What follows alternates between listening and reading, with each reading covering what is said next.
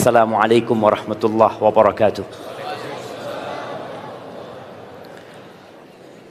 Alhamdulillah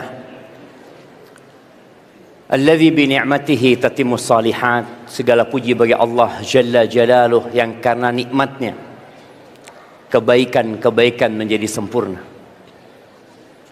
yang karena rahmatnya niat-niat baik hamba dapat terlaksana. Jamaah rahimakumullah, tema kita hari ini adalah apa? Nah,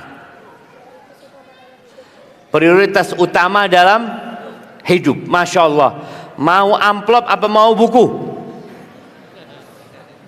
Ini bicara prioritas utama dalam hidup. Amplop aja.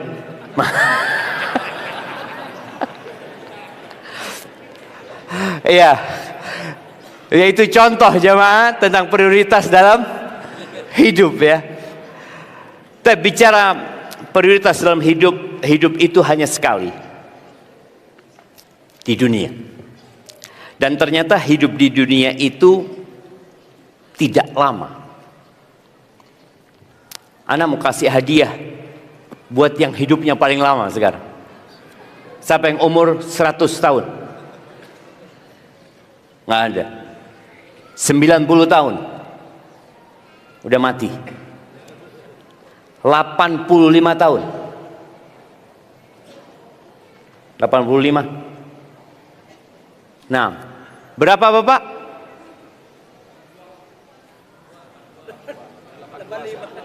82. Tinggal 3 tahun lagi 85. Tapi memang nggak apa-apa.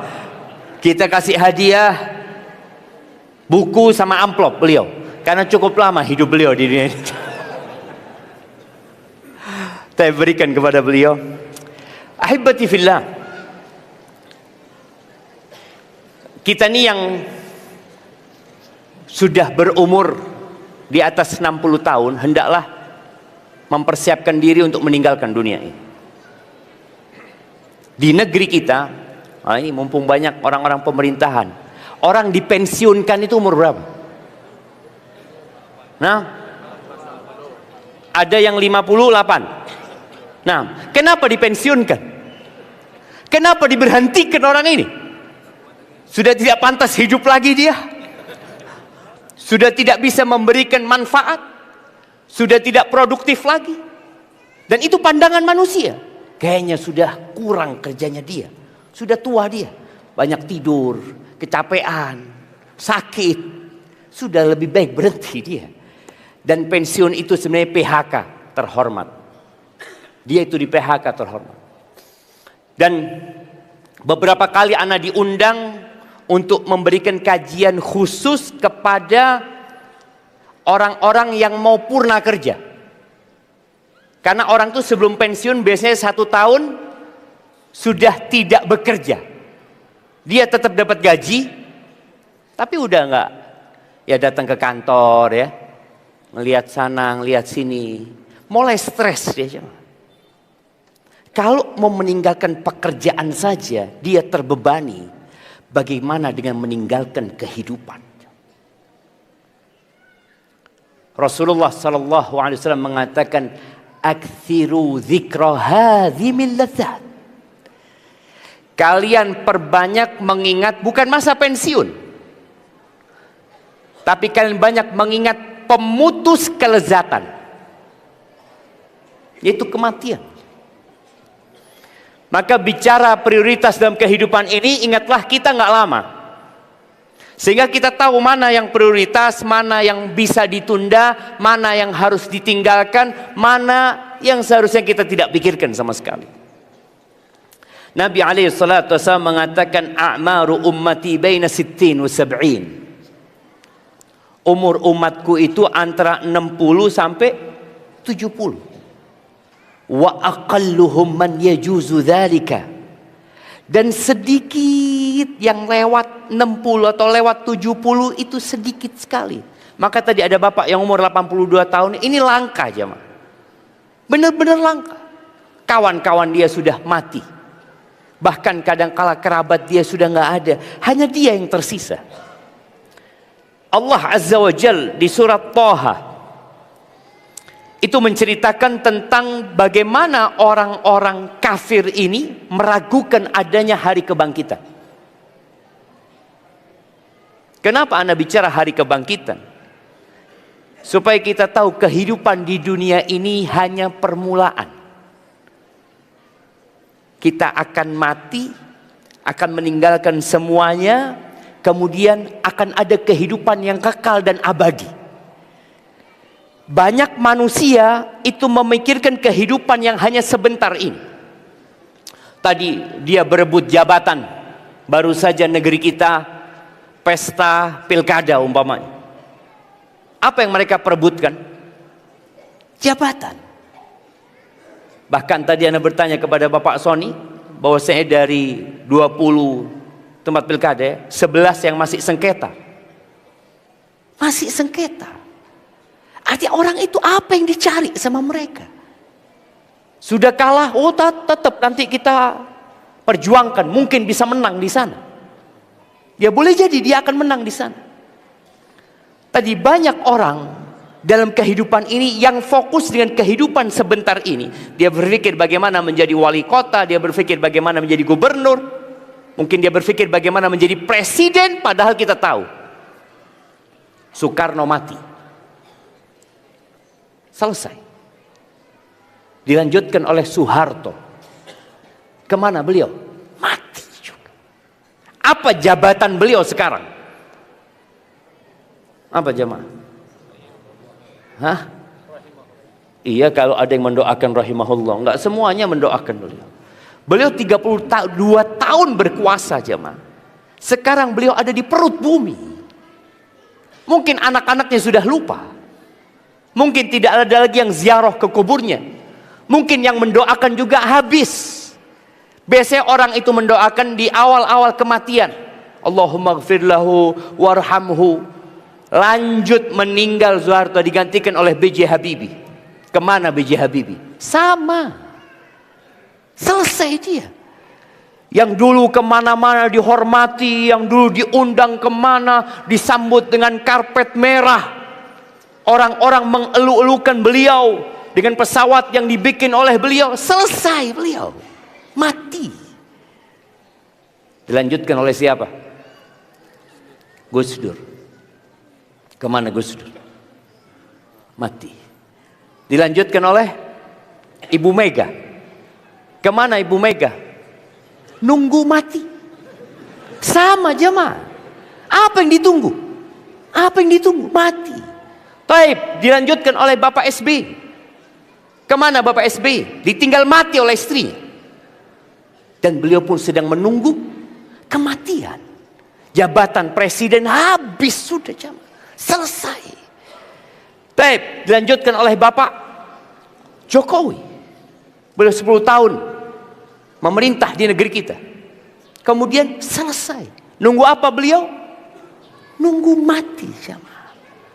Kemudian sekarang Bapak Presiden kita, semoga Allah melindungi beliau dan menjaga beliau, memberikan taufik kepada beliau untuk menjalankan roda pemerintahan sesuai dengan yang meridhokan Allah Azza wa Jal. Beliau pun nggak akan lama. Tahu dari mana Ustadz nggak akan lama? Tahu dari Bapak Soeharto yang mati. Tahu dari presiden sebelumnya, semua sedang menunggu kematian.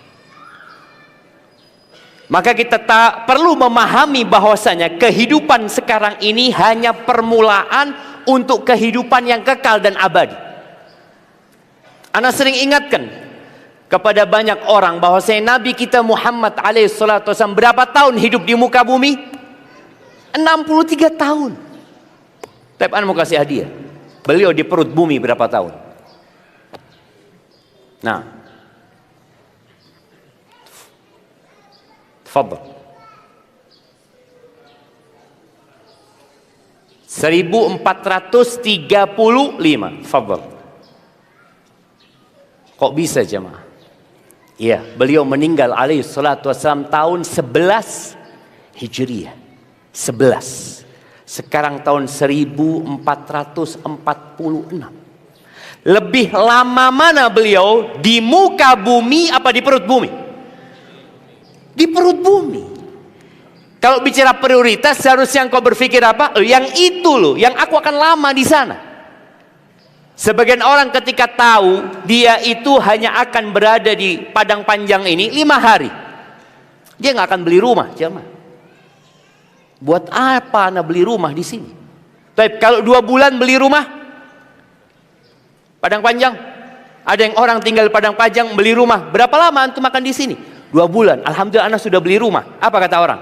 Antum cuma 2 bulan beli rumah, kayaknya harus ke dokter antum. Kalau antum mau tinggal lama baru beli rumah.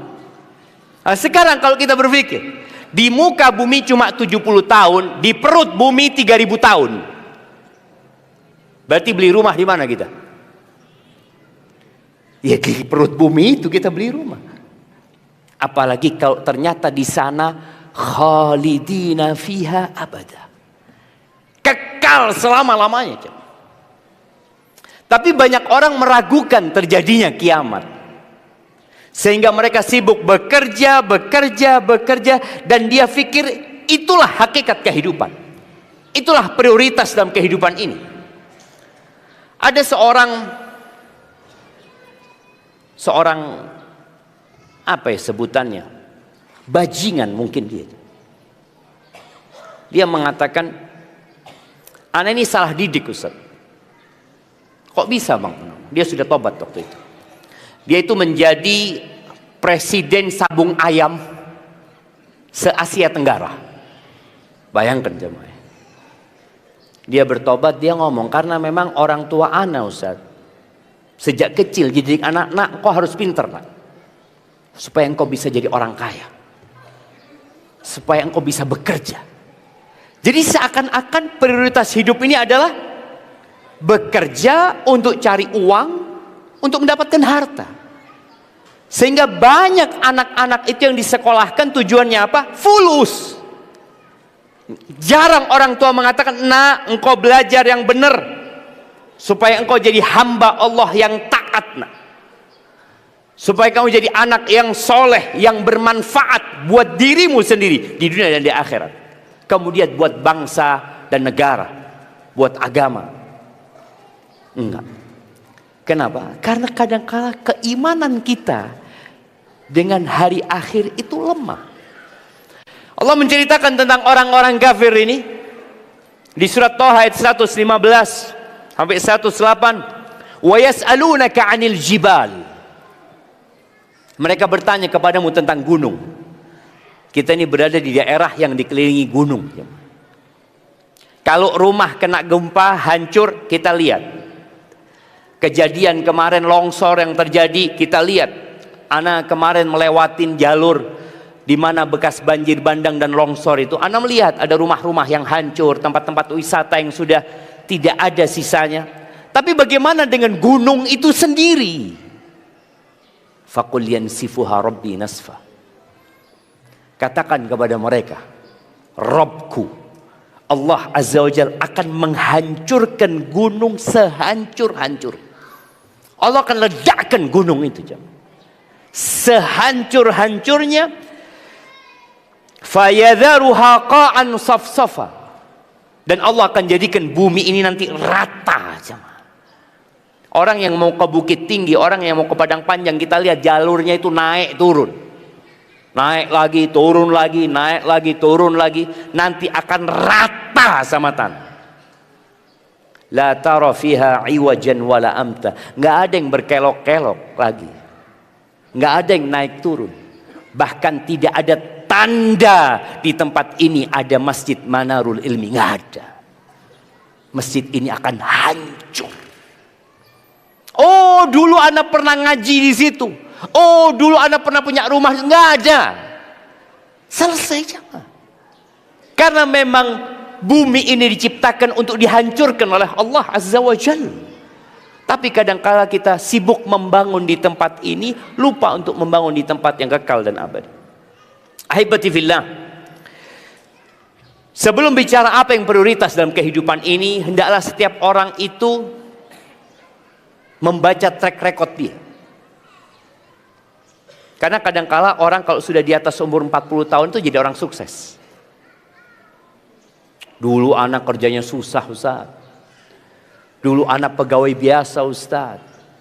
Dulu cerita lama. Iya. Ada satu cerita yang engkau perlu diingatkan. Cerita ketika engkau di perut ibundamu. Engkau dulu apa? Apa? Allah mengatakan di surat Al-Insan. Surat Al-Insan ini dianjurkan dibaca kapan? Nggak jadi karena hari Jumat waktu salat subuh. Hal ata 'alal insani hinum minad dahr lam yakun syai'an madhkura. Apakah pernah datang kepada manusia ini? Kita sekarang jadi manusia. Ada satu fase yang dia itu disebut nggak bisa. Ana,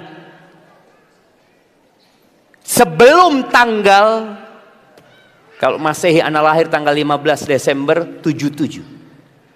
Sebelum tanggal itu ana nggak ada. Dan ana nggak bisa disebut. Nggak ada yang tahu sama ana. Kadang-kala orang ini lupa dengan fase itu. Fase ketika dia menjadi orok bayi yang tidak bisa berbuat apa-apa.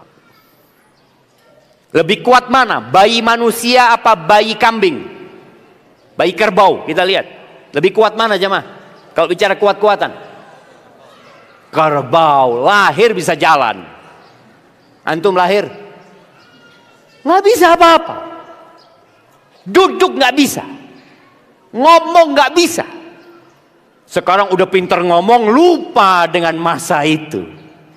Engkau akan kembali nggak bisa ngomong. Engkau akan kembali nggak bisa berbuat apa-apa. Sebagaimana engkau dulu digendong, akan ada satu fase engkau digendong lagi. Digendong lagi. Di fase engkau tidak bisa mandi sendiri, engkau dimandikan, akan datang fase engkau dimandikan lagi. Ada fase dalam hidupmu engkau dulu nggak bisa pakai baju, nggak bisa buka bajumu. Ada yang membukakan bajumu, ada yang memandikanmu, ada yang memakaikan bajumu. Ada fase engkau kembali nggak bisa buka baju. Cuma kita lupa. Maka Allah ingatkan kita. Itu tiap Jumat dianjurkan untuk dibaca supaya manusia ingat, engkau dulu nggak ada, engkau dulu nggak bisa apa-apa, dan kemudian engkau akan kelak dibangkitkan oleh Allah Azza wa Jalla. Ahibati fillah.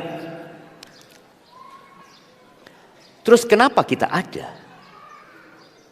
Apa tujuan Allah menciptakan kita? Tujuan menciptakan manusia berbeda dengan tujuan menciptakan bumi dan isinya. Sebelum manusia ada di sini, bumi sudah ada. Binatang-binatang ternak sudah Allah ciptakan. Padi sudah tumbuh. Begitu pula jagung. Hutan yang kita lihat itu sudah ada sebelum manusia turun ke muka bumi ini. Sebelum Nabi Adam diturunkan, bumi ini sudah ada, semua fasilitas sudah ada, dan Allah menciptakan bumi ini buat kita. Makanya kalau kita lihat manusia mengeksploitasi dunia ini, terserah dia. Apa yang dieksploitasi di padang panjang oleh manusia? Ada emas di sini? Nggak ada. Coba dicarilah. Apa yang ada di sini? Batu kapur. Batu kapur. Itu sudah ada. Umurnya batu kapur itu sebelum manusia hadir di muka bumi ini. Taib, di beberapa tempat ada batu bara. Itu ada sebelum manusia turun ke muka bumi ini. Emas, perak, minyak bumi, ikan-ikan di lautan, itu sudah ada sebelum manusia hadir di muka bumi. Lalu untuk apa Allah ciptakan? Untuk manusia. Kerbau yang kita lihat, nenek moyangnya itu sudah ada sebelum manusia ada. Jadi kalau bicara lebih tua mana kerbau sama manusia? Jamaah, seharusnya cium tangan kita sama kerbau. Engkau ada sebelum Nabi Adam ada. Iya. Allah Azza wa Jalla mengatakan di surat Al-Baqarah ayat 29, huwallazi khalaqa lakum ma fil ardi jami'an. Dialah Allah Jalla Jalla yang menciptakan untuk kalian ambil manfaatnya, untuk kalian eksploitasi, eksplorasi yang ada di muka bumi ini, semuanya buat kalian. Makanya dari ayat ini para ulama menyimpulkan sebuah kaidah bahwa hukum asalnya segala sesuatu itu halal, kecuali apabila ada dalil yang mengharamkannya. Apa dalilnya rendang itu halal? Ya mah, antum kok tiap hari makan rendang di sini, makan sambal balado ini, apa dalilnya kalau itu halal? Ayat ini. Semuanya halal kecuali yang Allah haramkan. Jadi kalau ada orang mengatakan haram, oh jangan sembarangan kau bilang halal. Gajiah halal apa haram? Hah? Haram apa enggak ya? Kalau engkau katakan haram, datangkan dalilnya. Jadi siapa saja yang mengatakan haram harus datangkan dalilnya. Apa dalil kalau beras itu halal? Ya ayat ini. Hukum semuanya itu halal kecuali ada dalil yang mengharamkan. Jadi Allah menciptakan semuanya untuk manusia tadi, untuk manfaat manusia, untuk ambil pelajaran dari sana, dan Allah menciptakan manusia untuk Allah Azza wa Jalla. Jadi Allah memberikan kehormatan kepada manusia. Engkau diciptakan bukan untuk dimanfaatkan. Makanya kalau ada eksploitasi terhadap manusia, kita tahu di negeri kita ada perdagangan manusia yang dibawa ke luar negeri, yang kemudian di sana seperti diperbudak mereka di sana. Enggak, Allah memuliakan manusia. Kata Allah di surat Az-Zariyat ayat 56, 57 dan 58, Allah mengatakan wa ma khalaqtul jinna wal insa illa liya'budun. Ini jemaah prioritasnya. Jangan sampai kita seperti kerbau. Kerbau diciptakan buat manusia. Kerbau diciptakan untuk membajak. Kerbau diciptakan untuk kawin, punya anak. Seperti itu terus dia. Enggak. Manusia tidak seperti kerbau. Allah mengatakan wa ma khalaqtul jinna wal insa illa liya'budun. Tidaklah aku ciptakan bangsa jin dan manusia kecuali untuk beribadah kepadaku. Ma uridu minhum min rizqin wa ma uridu ayyut'imun. Aku enggak butuh, aku enggak minta rizki dari manusia. Aku tidak menyuruh manusia untuk bekerja kemudian hasilnya diberikan kepada aku. Tidak, kata Allah. Innallaha huwar razzaq dzul quwwatil matin. Sesungguhnya Allah itu maha memberi rizki dan maha kuat dan perkasa. Hubungan manusia sama manusia berbeda dengan hubungan manusia sama Allah Azza wa Jalla. Manusia sama manusia itu saling memberikan manfaat. Ya, kita kalau punya anak buah nggak kerja dengan baik, apa yang akan kita lakukan kepada dia? Engkau merugikan aku, kata dia. Dia akan di PHK. Contoh tadi, bicara ada orang dipensiunkan. Kenapa? Mungkin sudah tidak produktif lagi, sudah selesai. Ada masa orang itu dikatakan udah selesai, kami nggak butuh sama kamu sekarang, karena kamu sudah tua. Tapi sama Allah Azza wa Jalla, sejak kecil, muda, tua, Allah nggak butuh dengan ibadah kita. Allah nggak butuh bapak-bapak datang ke masjid ini. Allah nggak butuh jamaah nih, emak-emak datang kajian. Allah nggak butuh dengan sholat kita. Allah nggak butuh dengan puasa kita. Allah tidak butuh dengan sodakoh kita, umroh kita, haji kita. Bahkan Allah tidak butuh kita beriman. Allah mengatakan faman syaa falyu'min wa man syaa falyakfur. Kata Allah, yang mau beriman silahkan, yang mau kafir monggo. Berbeda ketika kita bekerja di negara, ketika kita bekerja di perusahaan. Perusahaan butuh sama kita, maka kadangkala kita bisa ya memberikan penawaran lebih tinggi. Engkau kalau mau mempekerjakan saya, ya gaji saya sekian. Sama Allah enggak. Bahkan Allah Azza wa Jalla dalam hadis qudsi mengatakan, nih jamaah, kita harus tahu prioritasnya. Karena kalau sudah orang nggak tahu dengan prioritas dia, seperti orang yang punya keranjang, dia ngisi keranjang itu sama pasir. Padahal prioritasnya itu ada bola-bola yang harus dia masukkan ke sana. Ketika sudah banyak pasir, bola itu nggak akan pernah masuk, udah full tempat itu. Allah Azza wa Jalla mengatakan, "Lau anna awwalakum," ini dalam hadis qudsi.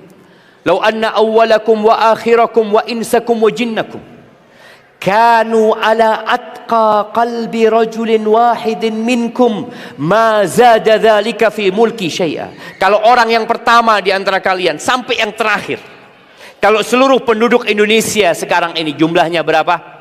280 juta. Anggap sekarang penduduk bumi ini 8 miliar. Kalau semua orang 8 miliar itu jamaah, hatinya di level ketakwaan Nabi Muhammad SAW, kata Allah, "Ma zada dzalika fi mulki syai'a." Itu tidak akan menambah kerajaanku sedikit pun. Berbeda dengan sebuah negara, berbeda dengan sebuah perusahaan.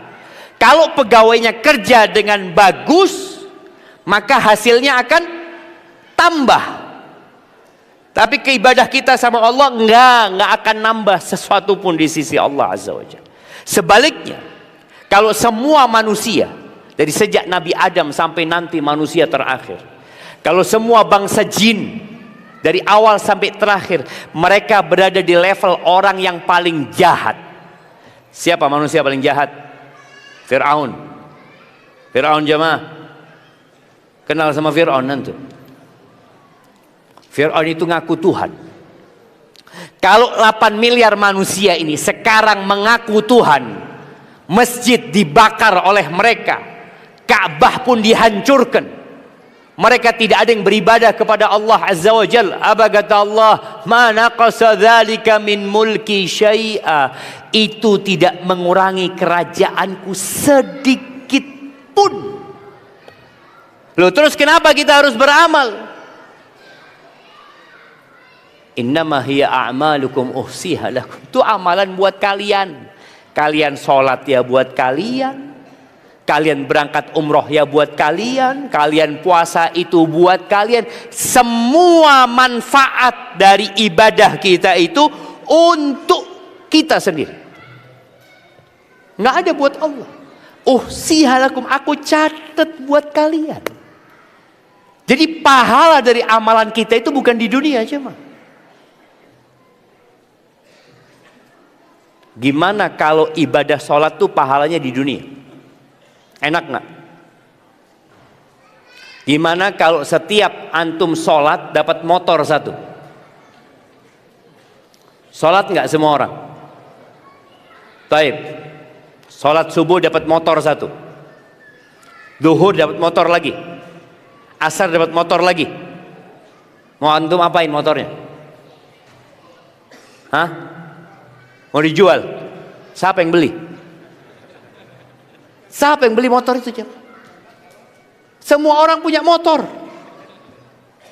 Iya Ustaz, motor. Coba fulus Ustaz. Oke. Kalau setiap kita sholat itu dapat uang 100.000, berarti habis sholat isya kita dapat berapa? 500.000. Kalau kita sholat sama istri kita dapat berapa? 1 juta. Enak bang. Enak gak enak? Kita punya anak 6, tiap hari mereka sholat dapat berapa? 5 kali 6 3 juta. Tambah bapak ibunya, ini tiap hari jemaah. Kira-kira uang itu buat apa sama antum? Buat apa? Hah? Beli motor. Beli motor tadi. Ada yang jual motor. Orang semua bekerja itu untuk dapat uang. Semuanya jemaah. Tapi kalau ternyata ibadah dapat uang, dunia ini tutup jemaah. Tutup dunia. Antum dengan uang antum berangkat mau ngisi bensin. Ada SPBU yang buka? Datang, ayo bensin kata dia. Enggak bang, sudah nggak apa-apa, 1 liter 100.000. 100.000, kalau cuma fulus sholat Anda bang dapat fulus. Ada apa jaga SPBU? Ada apa orang menanam di sana? Orang menanam itu cari duit bang, cari uang. Makanya dalam kehidupan dunia ini Allah tidak berikan pahala di sini. Al-yaum amal bila hisab. Maka tadi kalau bicara prioritas kita beribadah, Ustaz, anak ibadah tapi nggak dapat apa-apa. Ya bukan di sini. Ketika semua pahala ibadah itu diberikan di dunia, tutup dunia ini, orang nggak akan bekerja. Maka Allah tidak jadikan pahala itu di sini, tapi pahala itu kelak di akhirat. Hadis Nabi SAW, rakaatul fajri khairun minad dunya wa ma fiha. 2 rakaat sebelum subuh itu lebih baik dari dunia dan isinya. Membaca Al-Quran di masjid, antum berangkat dari rumah, datang ke masjid, nunggu azan, nunggu qomat, antum baca 1 ayat. Itu kata Nabi SAW, khairun min naqah. Itu lebih baik dari seekor onta.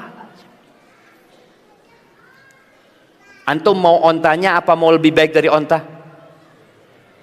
Kira-kira kalau antum baca Quran, baca 1 huruf, satu ayat, alif lam mim, datang onta, masya Allah.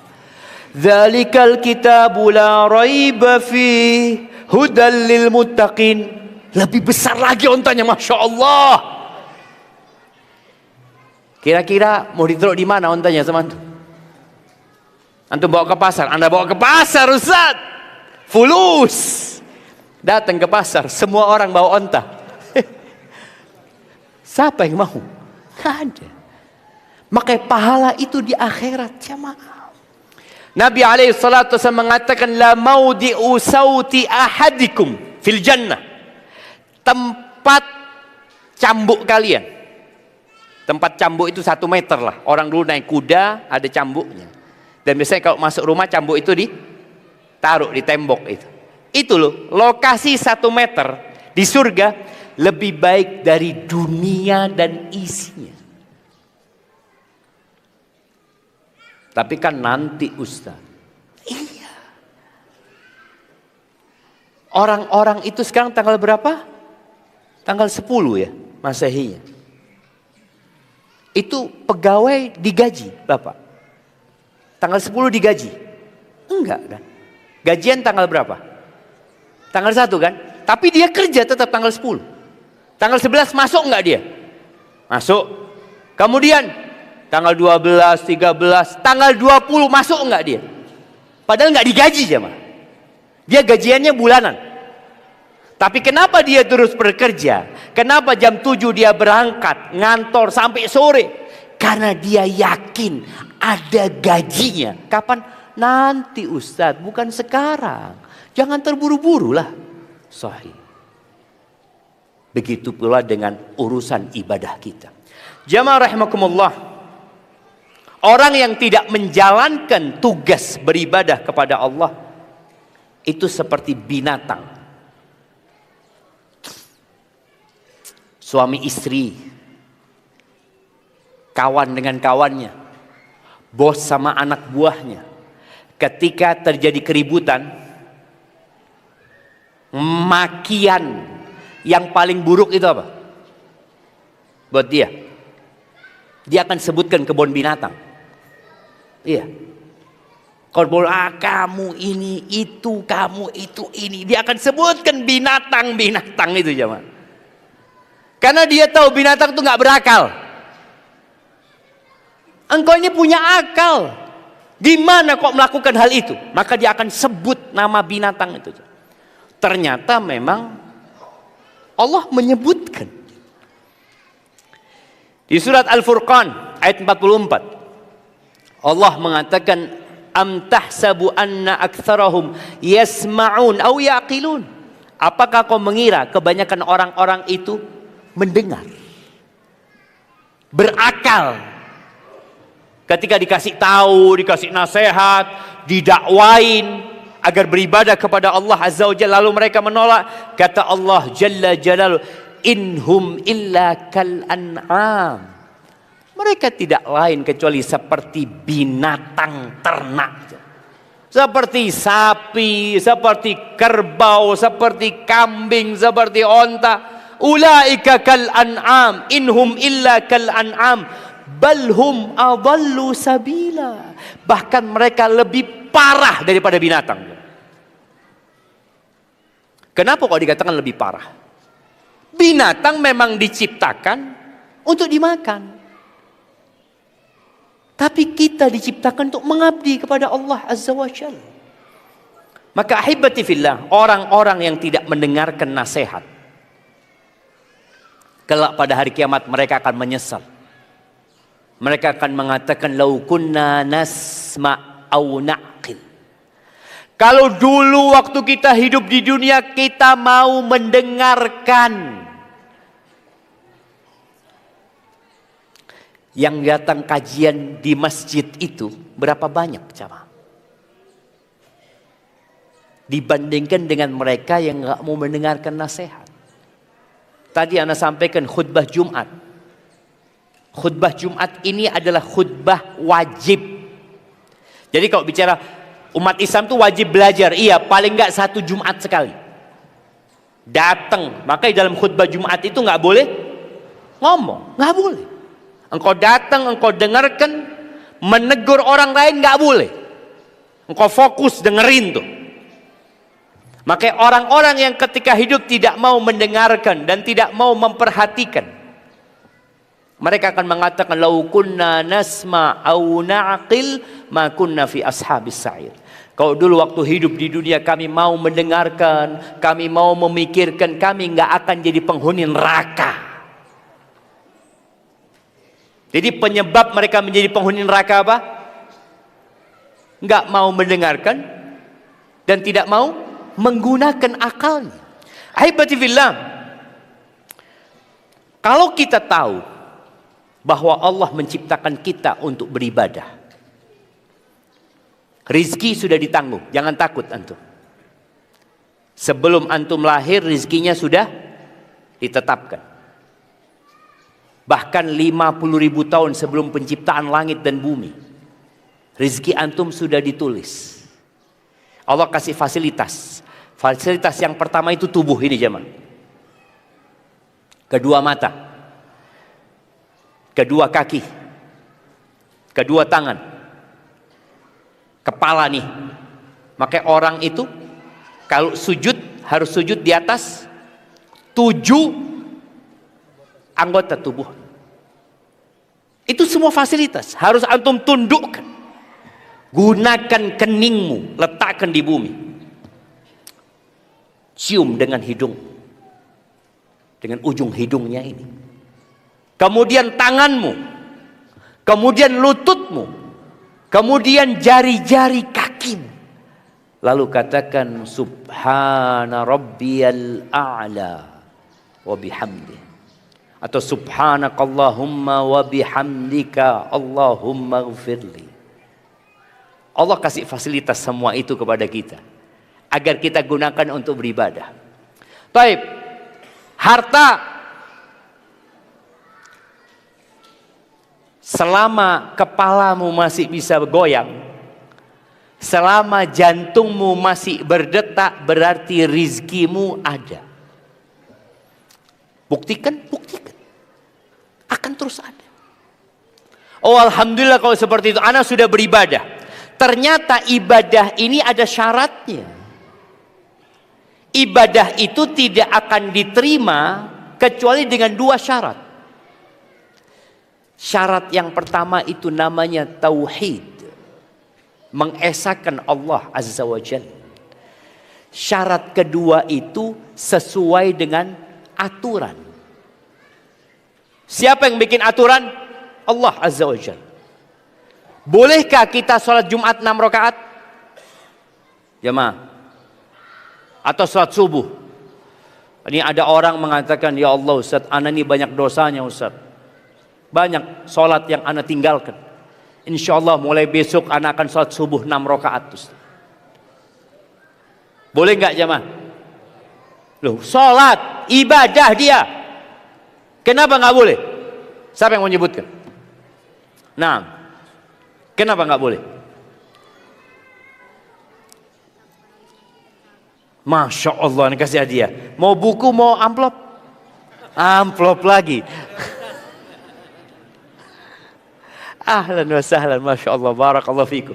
Iya, karena itu tidak sesuai dengan aturan. Nabi alaihissalam salat subuh berapa rakaat? 2 rakaat. Ya sudah 2 rakaat aja sholatnya. Loh, anak ini Ustaz banyak dosanya, tetap 2 rakaat. Mau orang itu banyak dosanya, mau sedikit dosanya, tetap sholatnya 2 rakaat. Baik.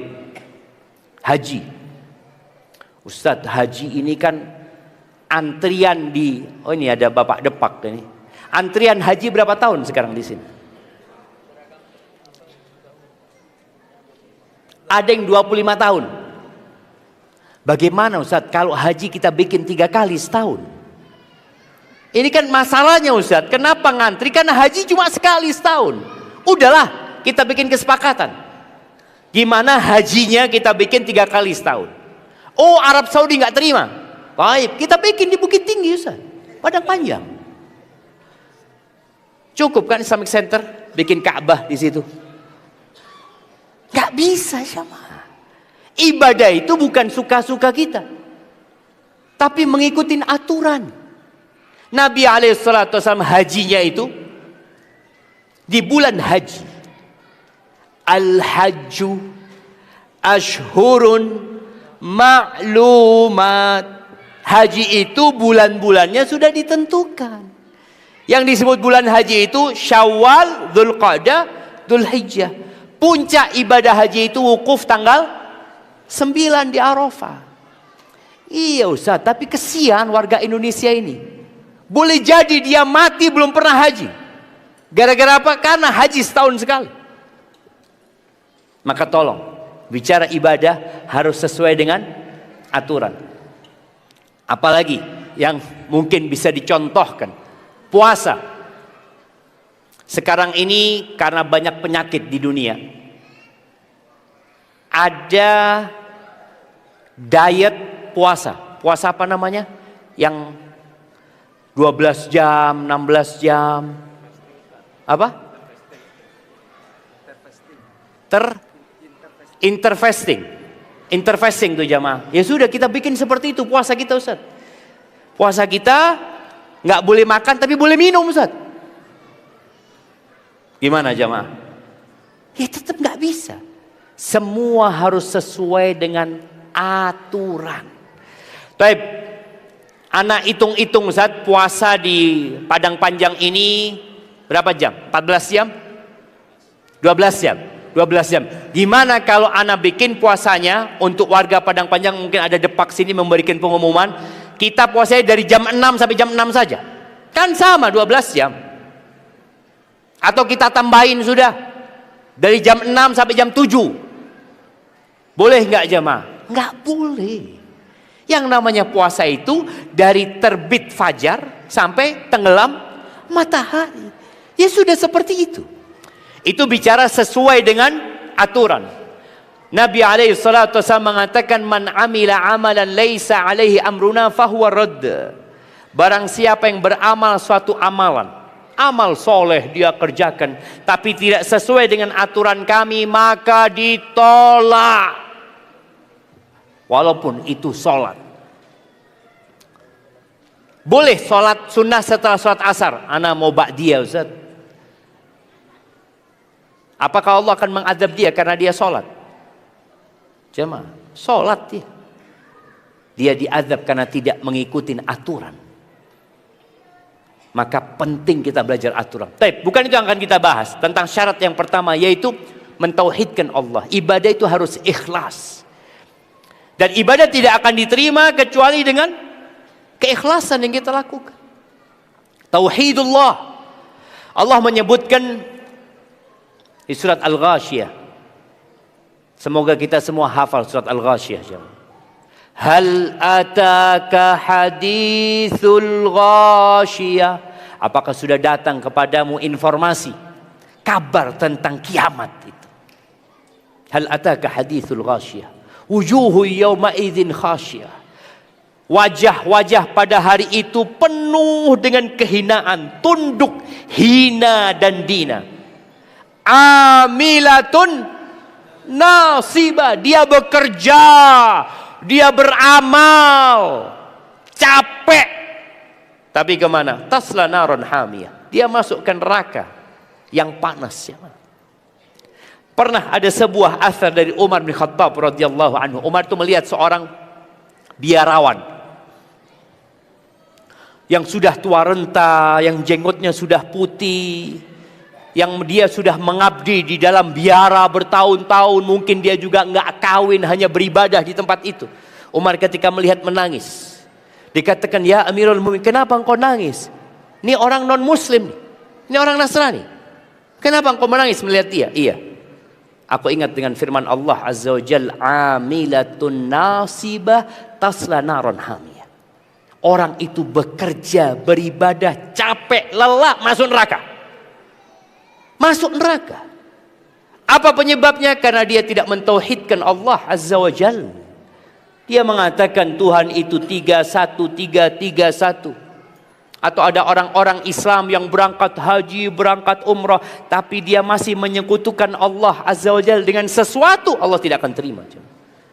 Maka ingat, kita yang sudah muslim, kita yang sudah berangkat haji, terus perlu kita bermuhasabah, kira-kira ibadah kita diterima atau tidak sama Allah Azza wa Jalla.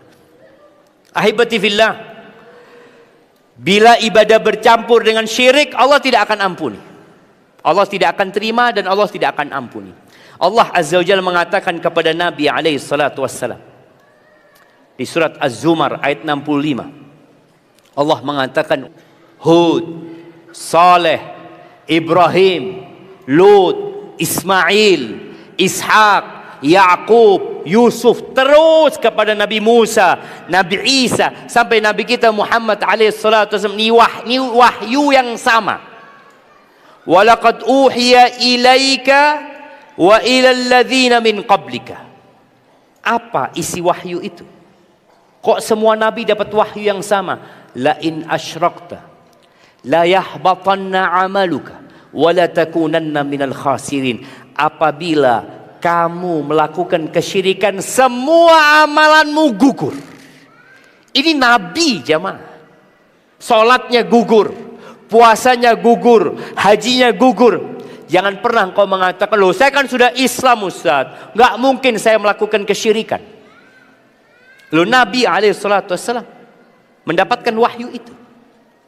Siapapun dirimu, apapun jabatanmu, kalau engkau memohon kepada selain Allah Azza wa Jalla, kalau engkau menyekutukan Allah, memberikan hak khusus Allah kepada selain Allah, maka amalanmu semua akan ditolak dan engkau akan menjadi orang yang merugi. Ahibati fillah, ana tidak tahu di Padang Panjang ini apakah masih ada tempat-tempat mencari pesugihan. Nggak ada. Alhamdulillah. Di beberapa daerah itu ada tempat-tempat mencari pesugihan. Dan yang mengherankan, yang berangkat ke tempat itu semua agama. Bukan cuma umat Islam. Mereka mempercayai di tempat itu ada pesugihan. Mereka meminta kepada siapa? Kepada Allah Azza wa Jalla. Ini rumah Allah, gak perlu ke sana. Kalau engkau bicara memohon kepada Allah, ada tempat di muka bumi namanya Baitullah, rumah Allah, tempat yang dimuliakan dan dicintai oleh Allah Azza wa Jalla. Dan ahibati fillah, innallaha la yaghfiru an yushraka bihi wa yaghfiru ma duna dzalika liman yasha. Jadi satu dosa yang harus antum hindari, syirik. Di samping dosa-dosa lainnya, ada banyak dosa. Ijtanibus sab'al mubiqat, kata Nabi SAW, hindari 7 dosa besar. Yang pertama, asyirku billah, melakukan kesyirikan kepada Allah Azza wa Jalla. Kalau orang itu berzina, dosa besar zina jamaah. Kalau orang itu mencuri, dosa besar mencuri. Kalau orang itu melakukan riba, dosa besar. Tapi dia tidak melakukan syirik, Kemungkinan diampuni ada nggak? Ada. Tapi bagaimana kalau orang ini berangkat haji, berangkat umroh, dia seorang yang dermawan, tapi ternyata dia melakukan kesyirikan dan mati di atas kesyirikan tersebut, maka semua amalannya gugur dan tidak bakal masuk surga. Sekarang ini ada usaha. Jadi dulu ketika Indonesia dijajah sama Belanda, berapa tahun dijajah? 350 tahun. Baik, Belanda itu bawa 3G ke sini. Penjajah itu bawa 3G.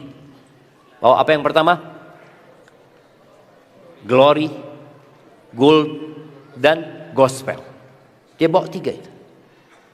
Dia memang mencari kemenangan, mencari kejayaan, kemudian dia mencari emas, dia mencari harta, makanya dikeruk negeri kita. Dan dia membawa satu lagi, bawa gospel.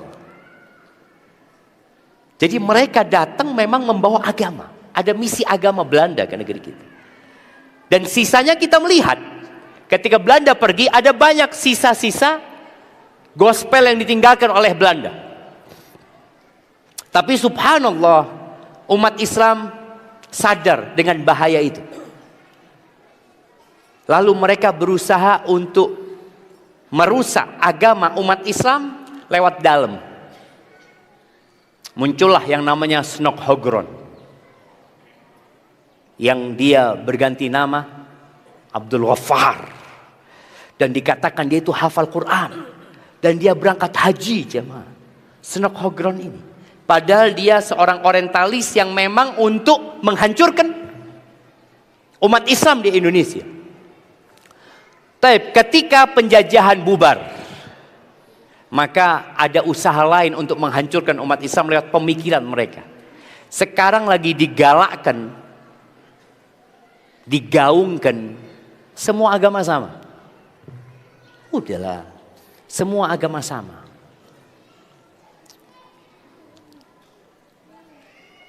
Dan kadang-kala disampaikan di khutbah Jumat oleh ya oknum lah yang menggaungkan, udah yang penting jadi orang baik, yang penting engkau itu bagaimana sikapmu kepada manusia, hablum minannasnya baik. Dia melupakan hablum minallah. Padahal dari dulu buya-buya ulama-ulama selalu menyampaikan hablum minallah dan hablum minannas.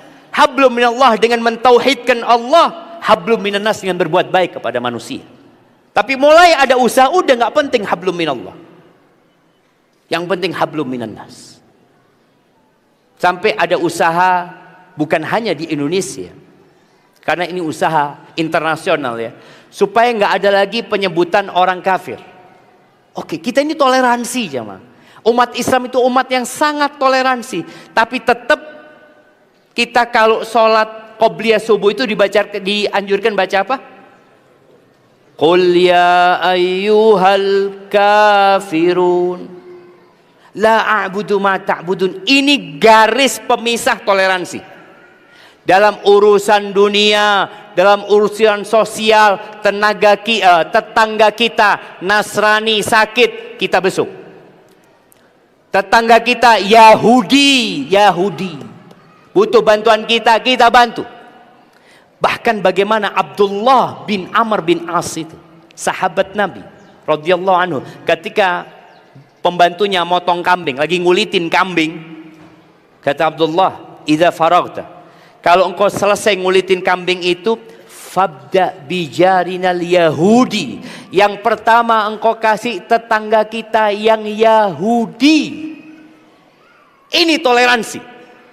Kita disuruh berbuat baik kepada tetangga kita yang Yahudi, tetangga kita yang Nasrani, apapun agamanya, kita disuruh berbuat baik kepada mereka selama mereka tidak memerangi kita.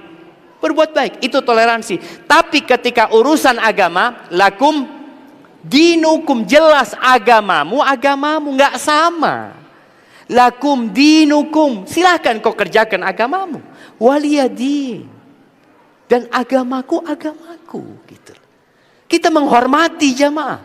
Hidup di negeri, ya iya Ustaz. Dulu kan di Madinah cuma ada Islam. Kata siapa? Banyak orang yang tidak membaca sejarah. Mereka berpikir umat Islam itu baru berinteraksi dengan non-muslim di Indonesia. Umat Islam itu berinteraksi dengan orang-orang non-muslim sejak Islam lahir. Sejak di Mekah.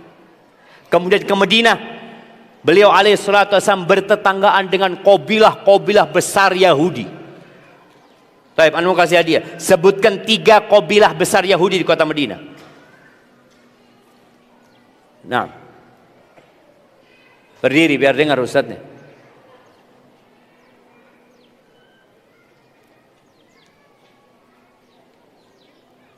Tafadhal. Banu Qainuqa, Banu Quraidah. Satu lagi, Banu Nadir. Ahsanta. Mau fulus apa buku? Hah? Buku? Fulus. Fulus sama kita.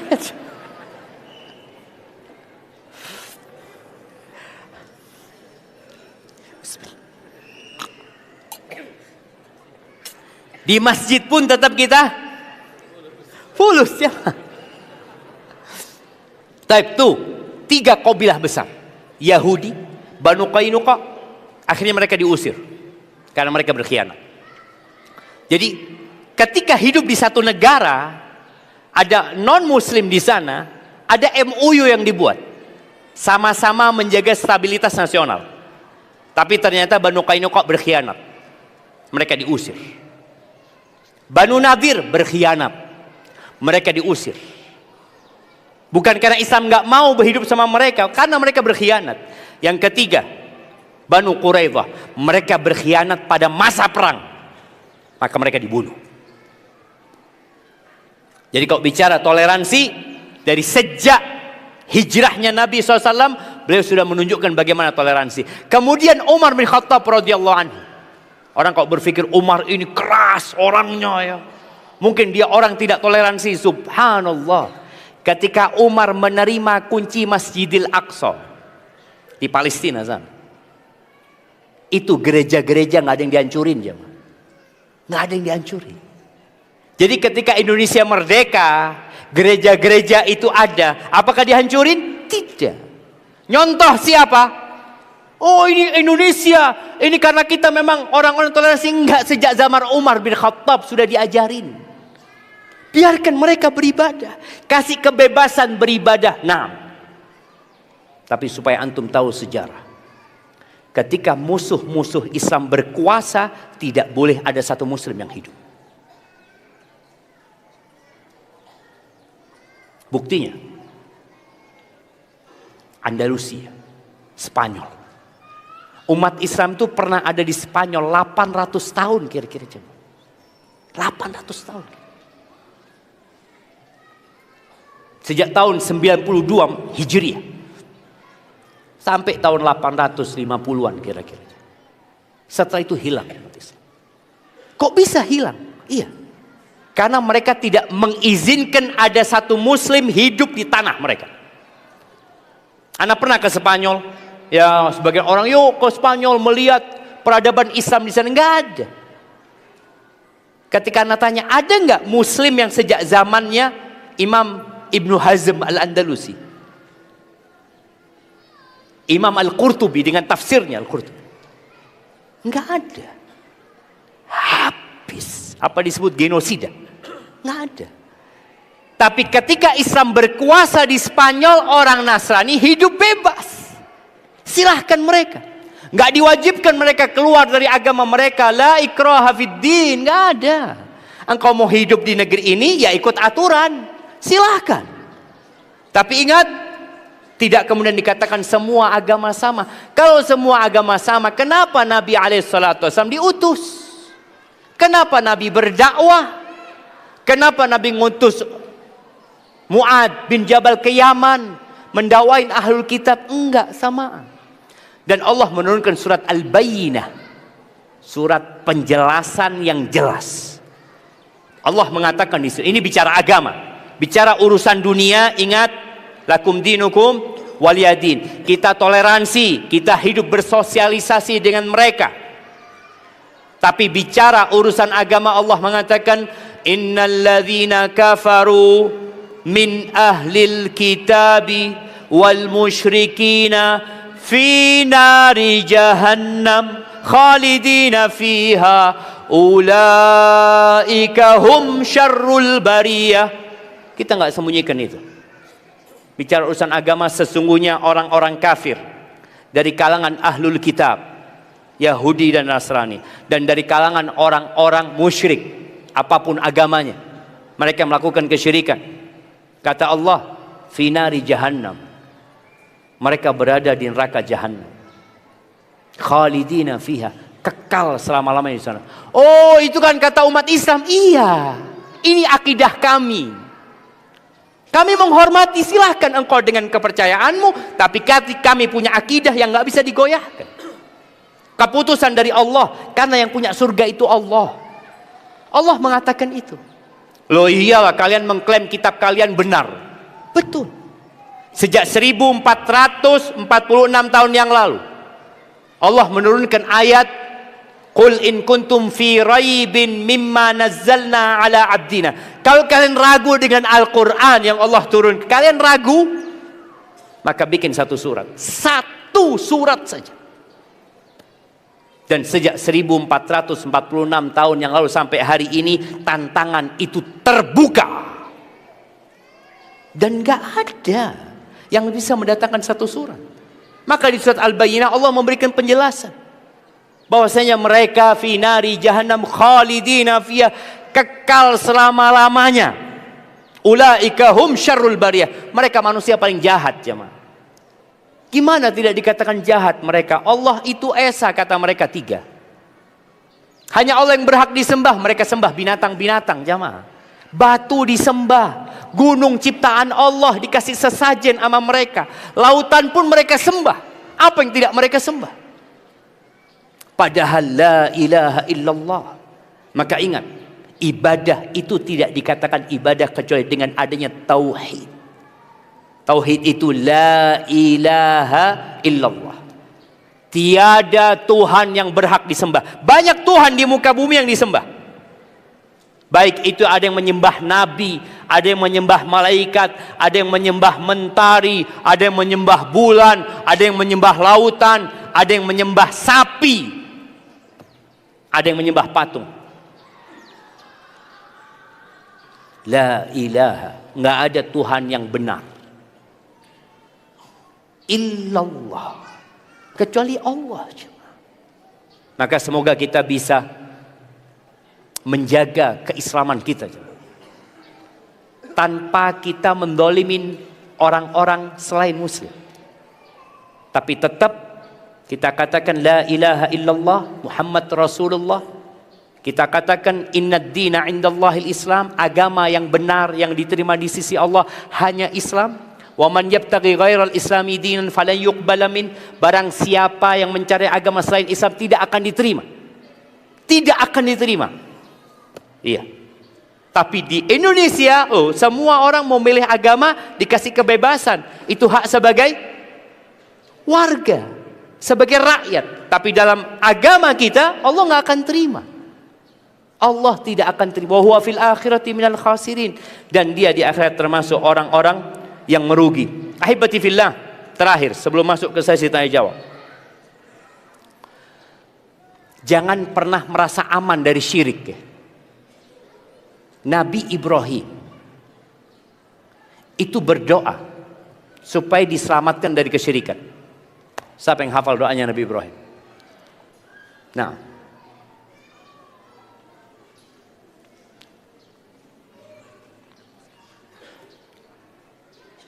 Allahumma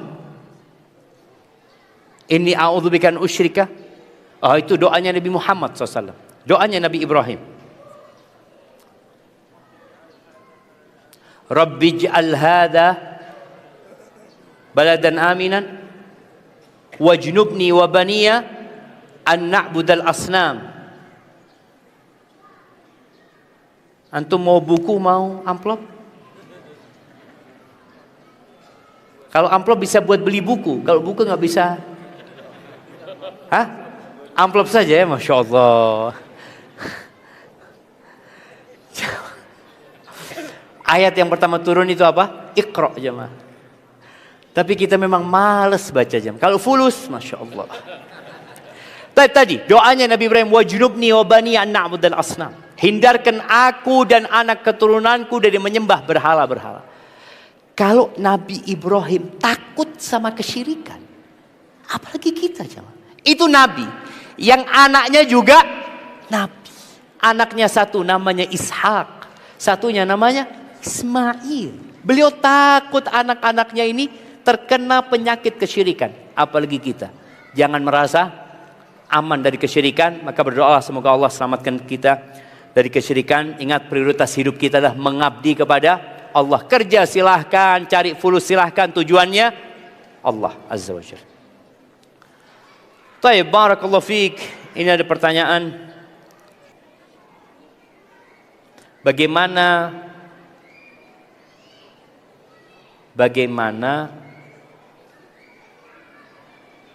ibadah yang harus dilakukan, yang harus ana lakukan agar anak bisa ngumpul di surganya Allah kelak.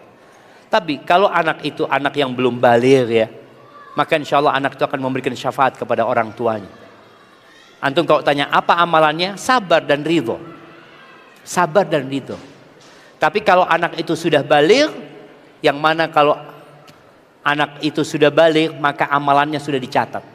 Maka hendaklah didoakan supaya diampuni anak-anaknya, dan orang tua berusaha untuk menjadi lebih baik. Semoga Allah kumpulkan bersama anak-anaknya. Allah mengatakan walladzina amanu wattaba'athum dzurriyyatuhum biimanin alhaqna bihim dzurriyyatahum, dan orang-orang yang beriman diikuti oleh anak keturunan yang beriman, maka kata Allah kami akan kumpulkan mereka. Barakallahu fikum. Assalamualaikum Ustaz. Waalaikumsalam warahmatullahi wabarakatuh. Semoga Ustadz selalu sehat. Saya sudah berumur 65 tahun. Sedang suami umur 64 tahun. Saya sudah lama berumah tangga, kurang lebih 37 tahun. Saya sering mengingatkan suami saya untuk yang pertama, sholat wajib di masjid. Tapi sering dia kesal. 2, saya juga sering mengingatkan suami saya untuk membaca Al-Quran, tapi dia juga kesal. Suami saya tidak membaca Al-Quran sudah lebih dari 30 tahun. Walaupun ada membaca Al-Quran, itu pun sejak dahulu semenjak anak masih kecil. Padahal saya dan suami saya akan berangkat haji tahun ini insya Allah. Bagaimana niatnya, bagaimana kiatnya untuk mengajak suami saya sholat di masjid dan untuk membaca Al-Quran setiap hari. Nah, jamaah, ini buat emak-emak ya. Emak-emak itu nggak dikasih tugas merubah suaminya, tapi tugasnya menyampaikan saja. Sebagaimana para suami juga nggak bisa merubah istrinya. Siapa yang merubah? Allah Azza wa Jalla. Dan keinginan orang itu untuk berubah. Maka nasihat ana buat ibu-ibu ini, jangan terlalu sering memberikan nasihat. Kenapa? Karena terlalu sering memberikan nasihat itu akan membuat orang itu jenuh dan kesal. Gak ada gunanya. Allah mengatakan fadzakir in nafa'atiz dzikra. Berikan peringatan ketika peringatan itu memberikan manfaat. Jadi kadang-kadang kalau kita ngelihat orang lagi marah, jangan dikasih nasihat. Orang lagi sedih, jangan dikasih nasihat. Tunggu dulu. Ketika dia sudah senang umpamanya, sang istri datang, bang, abang tahu nggak bang? Ternyata pahala sholat berjamaah di masjid itu 27 bang. Jadi abang kalau sholat di rumah dapat 1, ke masjid dapat 27. Belum lagi langkahnya, 1 langkah pahala, 1 langkah dihapuskan dosa, 1 langkah diangkat derajatnya. Subhanallah bang. Artinya sang istri bukan hanya mengatakan, Ini kan umurnya di bawah dia ya. Kalau umurnya di bawah, manggilnya apa kepada suami? Hah? Masa adik? Hah? Manggilnya apa? Abang, tetap abang. Masya Allah. Bang, udah azan tuh. Jangan gitu. Jadi lihat waktu yang nyaman, ya duduk ya sambil dipijetin suaminya. Ngomong, bang, abang gak ingin ke masjid nah bang? Aduh enggak lah, capek. Ya bang, barakallahu fiik. Sudah tinggal. Karena dia pemimpin. Tapi kalau duduk, bang, abang gak kepingin ke masjid? Enggak, capek. Na'udzubillah, udah berapa tahun abang gak ke masjid? Berantem jadinya. Maka tolong cari waktu yang tepat dengan bahasa yang lembut. Dan sekali lagi, bahasa atasan ke bawahan berbeda dengan bahasa bawahan ke atasan. Kalau mamanya atasan melihat anak buahnya gak sholat, masjid, siap dan berangkat ke masjid dia. Tapi kalau anak buah lihat atasannya ke masjid, Pak, masjid. Diskors dia jemaah. Maka subhanallah ya, bicara atasan ini, anak pernah ingat isi kajian di Polres ya, di Polres salah satu kota di Jawa Tengah itu. Dia ngomong, alhamdulillah Ustaz, sekarang Ustaz, anak buah kami itu kalau waktu zuhur ke masjid Ustaz. Akhirnya yang lainnya ikut ke masjid. Kenapa? Kalau atasannya ke masjid selesai, anak buah walaupun nggak sholat jemaah, ngelihat atasannya ke masjid, sholat dia jemaah. Sampai ada satu orang yang mewajibkan anak buahnya sholat ke masjid dan jadi imam gantian sama dia. Kalau sholat duhur rebutan jadi imam, sholat maghrib mundur semua. Karena kalau sholat duhur nggak ada suara, kalau sholat maghrib ketahuan ini bacaannya bagus atau tidak. Tapi tadi bagaimana seorang istri menegur suaminya, diajak baca Quran, bang, ayolah bang, aku yang baca, abang yang bacain artinya, umpamanya sebagai seorang istri ya, paling nggak satu ayat bang. Minta kepada suami, bang, baca satu ayat aja. Ya, mana? Alif Lam Mim, dah, nggak apa-apa. Besok satu ayat lagi, besok satu ayat lagi. Daripada 30 tahun nggak baca Quran, lebih baik tiap hari satu ayat. Jadi minta kepada suaminya satu ayat aja. Barakallahu fiik. Jamaah, sepertinya hanya sampai situ Bapak pejabat wali kotanya, dan kepada semua yang hadir ana mohon maaf kalau ada kesalahan dari yang ana sampaikan. Yang benar dari Allah Azza wa Jalla, yang salah dari diri ana pribadi. Allah dan Rasul yang terbebaskan dari kesalahan itu. Dan ana berdoa memohon kepada Allah agar kita dikumpulkan di surganya sebagaimana Allah mengumpulkan kita di tempat ini. Subhanakallahumma wa bihamdika asyhadu an la ilaha illa anta astaghfiruka wa atubu ilaik. Dan ucapkan jazakumullah khair buat para buya, ada Buya Dzul Hamdi dan para pengurus Islamic Center di sini. Wassalamualaikum warahmatullahi wabarakatuh.